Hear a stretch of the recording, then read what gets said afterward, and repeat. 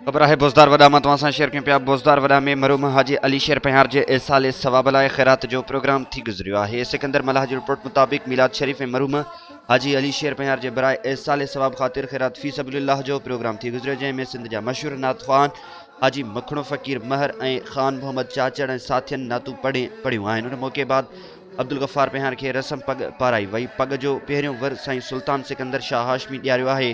उन बाद पहियार बिरादरी जे मुसिस शख्सियतन फ़कीर कमालदीन पहियार, फैसला कमेटी चेयरमैन पीरगोठ रईस वाहिद ॾिनो पहियार, गुलाम सरवर पहियार, इंजीनियर हाजी अली मदद पहियार, audit officer Naseer पहियार, Ali Murtaza पहियार, Ustad Ghulam Nabi पहियार, engineer मंजूर हुसैन पहियार, उस्ताद अरबाब पहियार, मुमताज़ वसाण, इंजीनियर हाजी शबीर अहमद पहियार, इंस्पेक्टर इमदाद हुसैन पहियार, मैनेजर पीर बख्श हाजी रसूल बख्श, अली हसन, खादिम हुसैन, मीर हसन पहियार ऐं दोस्तनि अहबाबनि पिण पग जा वर ॾिना आहिनि। उन खां वधीक दुआ ख़ैर घुरी लंगर तक़सीम कयो वियो आहे।